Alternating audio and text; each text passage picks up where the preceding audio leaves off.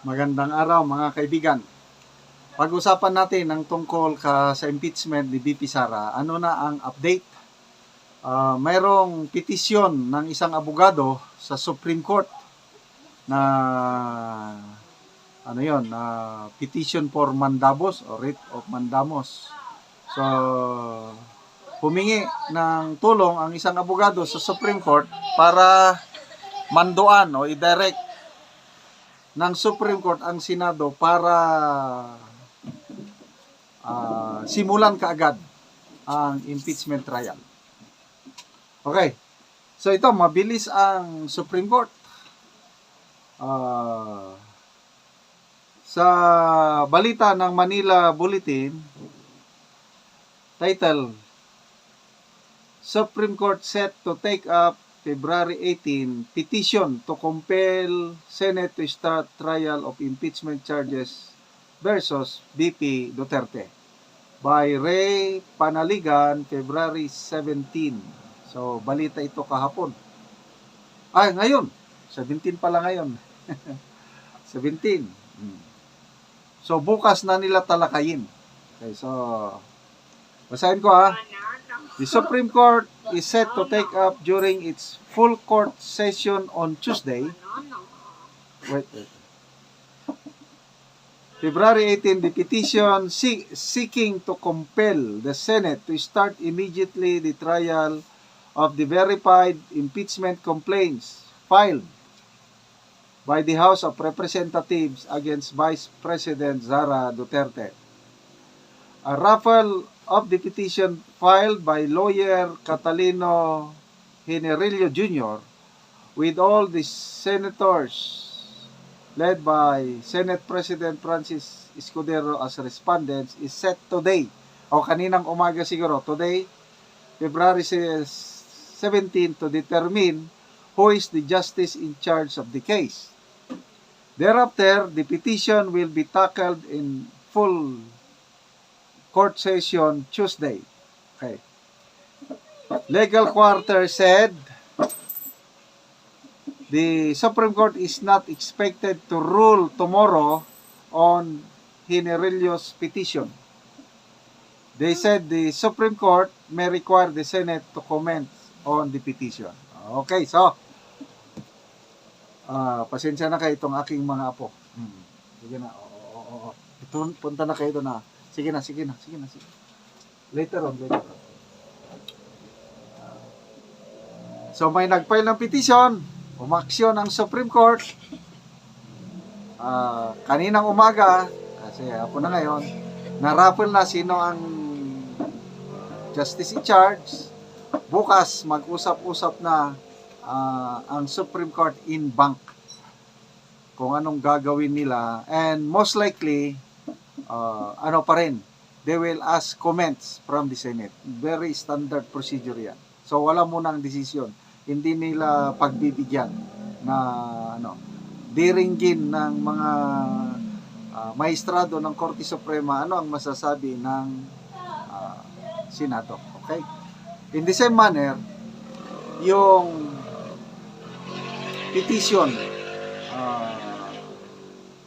petition for certiorari and prohibition na isinampa ni na Attorney Vic Rodriguez, Congressman Ungab, and other lawyers sa Supreme Court, binigyan nila ng 10 days period for the House of Representatives, Senate, and Office of the President through Executive Secretary Bersamin to comment. So, tapos na po yung 10 days, sobra na, nakakabinging katahimikan. Bakit hanggang ngayon wala pa ring balita ba? Dapat kasi maraming natatakot, maraming nangangamba. Ang pinakamalaking issue ngayon is itong BISCAM. Yung blank item sa BICAM report, tinawag ng BISCAM. Maraming nangangamba, baka matabon-tabunan. Hintayin natin si Attorney Vic Rodriguez. sinusubaybayan ko ang kanyang mga post, ang kanyang mga live sa kanyang social media account. Hindi pa niya dinidiscuss up to now. But anyway, magtiwala lang tayo sa Supreme Court. Ako, napakataas ang aking respeto, tiwala sa Supreme Court. They are our last defense para makakuha tayo ng justisya. Yung haka-haka ng iba na baka daw mayroon ng backdoor negotiation, may mga hokus-pokus, hindi ako maniniwala doon. Dahil para sa akin, full of integrity and character itong mga maestrado sa Supreme Court. Anyway, balik tayo sa issue, yung impeachment ni VP Sara. Ang latest pronouncement ni Senator Escudero is after SONA ng Pangulo nasimulan. So matagal pa. Kaya lang, hindi natin alam yung mga developments kasi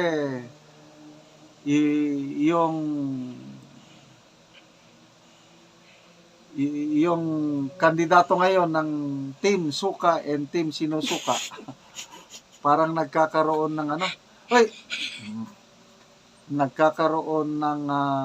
major developments.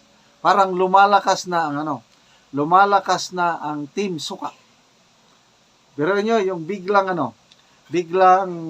pag-endorse ng mga barangay captain sa Manila, 180 barangay captains, in-endorse nila ang Team Suka. Malaking bagay yun. Tapos yung post ng Pangulo na umani ng more than 700,000 na ha-ha-ha emoji. That's very revealing. That's big. Na ang taong bayan hindi na naniniwala sa Pangulo. Yung sabi niya nga, payag ba kayo na bumalik tayo sa madilim na kahapon?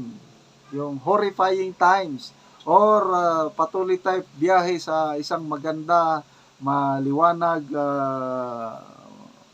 na kinabukasan. Butuhan natin ang bagong alyansa. Nako, tinawanan yon ng taong bayan. So, tingnan natin kung anong mangyari. Baka biglang mapaaga ang impeachment. I-monitor natin yan. Okay, so salamat mga kaibigan sa inyong palaging pagsubaybay sa ating mga vlogs. Dahil sa inyo, nagkakaroon tayo ng income sa channel na ito at itinutulong natin ang ating sweldo sa Talandig Tribe sa Bukidnon. Namimigay tayo ng libreng yero at pako at solar lights sa mga kapuspalad nating tribong Talandig. Panoorin nyo ang video na ito. Salamat sa panonood ninyo, lalo na yung hindi nag-i-skip ng ads. Okay, magandang umaga po sa nanonood ng video ng YouTube. Ako po si Roslyn Lugpaw. Pasensya lang po kayo na hindi ako makatagalog kasi hindi ako marunong magtagalog. At Talandig po ako. Ako po ang inutusan ni Sir Macanas ng magawa ng video. Lolo, mayong buntag. Mayong buntag sad. Oo, nagtukod na mog balay. Tukod nami. Oo. So muna ni siya. Una na makita naman ninyo. Oo. So nagtukod na mo, di ba? Katong inyong balay nga mong nakitaan nga trapal na nga gisi na. Igisana na gyud. Luoy kaayo mo, labi na ka mga tigulang na. Lagi luoy kay mi nanginang lang gyud mi og tabang maka balay mi og tarong makakalusad mi og tarong. Oo. Lolo ayaw ka balaka kay naa nami mga istak nga sin og pako, lansang og plinsin, matagaan na ka. Tagaan salamat sa Panginoon nga naay nagsuporta nga matagaan mi og ginabang. Oo. Kay luoy na kay tawo mi mga tigulang. Salamat sa Ginoo ug sa nagatan-aw sa video sa YouTube nga kami gihatagang gid mi og panabang kami ang mga tigulang nga ako kay mong pasalamat sa nag-sponsor ani labaw ang Ginoo gyud pasalamatan namo nga naitabang sa amo og makakita mi og tawo nga motabang sa amo nga balay mi og tarong, Mm. kapuyo sad mi og tarong kay ang among paiging taong gubaon na. Mm. Tuoy na kay mi. Oo, labi na lolo ug lola kamo tigulang na.